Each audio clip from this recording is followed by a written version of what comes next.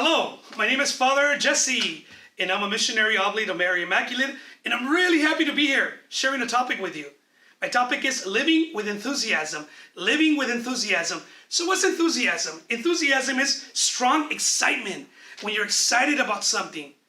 Enthusiasm is active interest when you're really interested and excited about your life or something like that. So how do we live with enthusiasm? Because I know sometimes we're going to have difficult moments. We're going to have moments of insecurities, moments of fear. So how do we live with enthusiasm? Do you know that we think a lot? We have a lot of thoughts every day. They say that we have about 60,000 thoughts every day. And you know that most of them, about 80% of our thoughts, what we're thinking, they're negative thoughts. We're constantly thinking negative things. That's why it's hard to live with enthusiasm. So what can you do? What can you do so that every day you're having more fun, you're happier, you're focusing on good things and not the bad things? I'm going to tell you 3 things, and I want you to repeat them with me. Hope, gratitude, and service. Again, hope, gratitude, and service. Very good. Let's start with hope. What's hope? Hope is the belief that tomorrow will be better than today, and that I have the willpower to make it happen. Hope is the belief that tomorrow will be better than today, and that I can make it happen. That means that you have to believe in yourself. You have to believe that when you make a mistake, it's going to be okay. Tomorrow will be better, and you have the power to make it happen. You know, if you believe in yourself, there's many things, many positive things that you can do. There was a man named Roger Bannister back in the 1950s. He was a runner. And they would say that people could not run 1 mile in under 4 minutes. That was physically impossible. But Roger did not believe that. He believed in himself. And he trained, and he trained, and he trained. And then in 1954, Roger Bannister broke the record. He ran the mile in under 4 minutes. Amazing. But what's most amazing is that after he did that, many other people did the same thing. They started believing in themselves. So when you believe in yourself, you're able to do great things.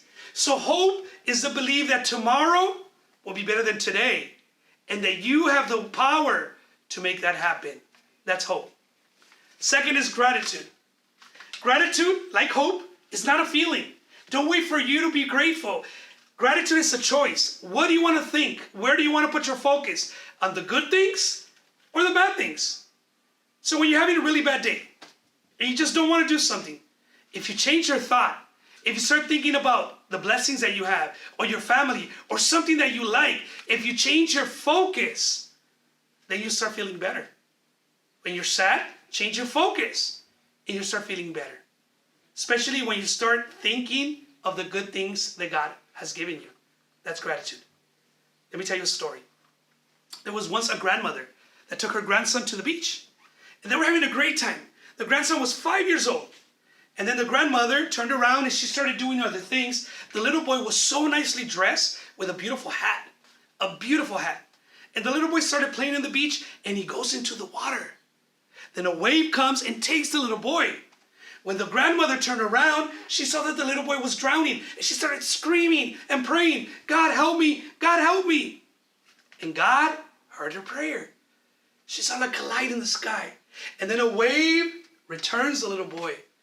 The little boy, 5 years old, walks out of the water like nothing. He's walking, he's okay. The grandmother ran and hugged him and kissed him. And then she noticed something. And she told God, really upset, "What happened to the beautiful hat? Where is the hat?" That's crazy, right? God had returned the grandson, safe and sound, alive. And she was upset because of the hat. That's what happens in life. God has given us so many things, and we usually look at the things that we don't have, and we get upset because of that. When God has given us a family, has given us a school, has given us food, so many things that many other people don't have. So focus on gratitude. And remember, some people say, "Oh, when I'm happy, I'm going to be grateful." But it's not the way, it's the other way around. When you're grateful, then you will be happy. Hope, gratitude, and service. Service is the fact that you forget about yourself and you do something for someone else. Can you imagine when somebody needs help and you help them? Something happens to your brain that brings happiness to you. People are very miserable when they only think about themselves. They only think about them. But when they forget about themselves and they help other people, something happens to their brain that they live happier. Let me tell you one more story. There was a teacher once that wanted to do an experiment. He had everybody in his class put his name on a balloon. Then they took out all the balloons to the hallway, and all the balloons started flying in the hallway. Then the teacher said, okay, you have 5 minutes to find your own balloon. So all the children went out into the hallway, and they were looking for their balloons. And none of them found their balloon in 5 minutes. So he did something else. He said, now just go out into the hallway and get whatever balloon you find first, and then give it to that person. And they did that. They all went to the hallway, whatever balloon they got, they saw the name, and then they took it to that person. And within 5 minutes, everyone had their balloon. So the teacher told them, when you focus in finding your own happiness, you won't find it. When you're only thinking about yourself, you won't find happiness. But when you focus in helping someone else to be happy, when you focus on helping someone else to be happy, then you receive happiness yourself. And everybody's happy. So that's service. Service is to do something good for someone else.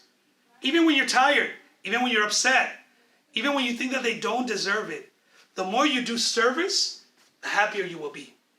So again, to live in enthusiasm, 3 things. First, we need hope.